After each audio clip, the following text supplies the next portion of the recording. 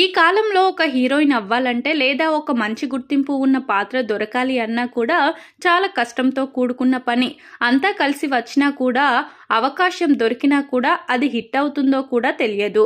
అలాంటి పరిస్థితుల్లో కొంతమంది టాలీవుడ్ హీరోయిన్స్ చాలా అలవోకగా మంచి సినిమా అవకాశాలు దక్కించుకొని టాలీవుడ్లోనే స్టార్ హీరోయిన్స్ గా చెలామణి అవుతున్నారు. మరి అలా పిలిచి మరీ హీరోయిన్స్ గా చేయబడ్డ ఆ నటీమణులు ఎవరు, వారు నటించిన ఆ సినిమాలు ఏంటి అనే విషయాలను ఇప్పుడు తెలుసుకుందాం. మీనాక్షి చౌదరి ప్రస్తుతం టాలీవుడ్ లో లీడింగ్ స్టార్ హీరోయిన్ గా ఉంది మీనాక్షి చౌదరి. అయితే ఈమె హీరోయిన్ అవ్వాలి అని అనుకోలేదు. ఒక ఈవెంట్ లో ఆమెను చూసిన మన టాలీవుడ్ హీరో సుశాంత్ తాను తీయబోయే ఇచ్చట వాహనములు ఆపరాదు అనే సినిమా కోసం ఆమెను చూడగానే మీనాక్షి అయితే బాగుంటుంది అని ఆమెను టాలీవుడ్ లో నటించడం ఇష్టమేనా అని అడిగారట. తను కూడా ఓకే చెప్పడంతో హీరోయిన్ అయిపోయింది. ప్రస్తుతం ఆమె చేతిలో మంచి సినిమాలు ఉన్నాయి.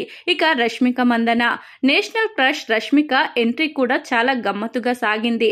ఆమె ఫోటో ఉన్న ఒక మ్యాగజైన్ చూసిన కన్నడ స్టార్ డైరెక్టర్ రక్షిత్ శెట్టి ఆమెను హీరోయిన్ గా పెట్టి కిరాక్ పార్టీ అనే సినిమాను తీశారు.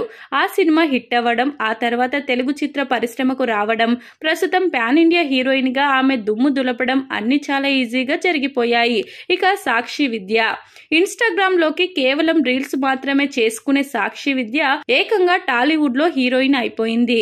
అక్కడ ఆమెకు ఉన్న పాపులారిటీ చూసి డైరెక్టర్ తన ఏజెంట్ సినిమాలో హీరో అఖిల్ పక్కన హీరోయిన్ గా తీసుకున్నారు. ఇక ఫరియా అబ్దుల్లా జాతిరత్నాలు ఫేమ్ ఫరియా అబ్దుల్లా అలియాస్ చిట్టి ఎంట్రీ కూడా ఇలా అనుకోకుండానే జరిగింది. ఒక కాలేజ్ ఫంక్షన్ లో ఫరియాను చూసిన నాగ్ అశ్విన్ తన నిర్మాణంలో వచ్చిన జాతిరత్నాలు సినిమాలో ఈమె అయితే బాగుంటుందని అనుకొని ఫరియాను ఎంచుకోవడం జరిగింది.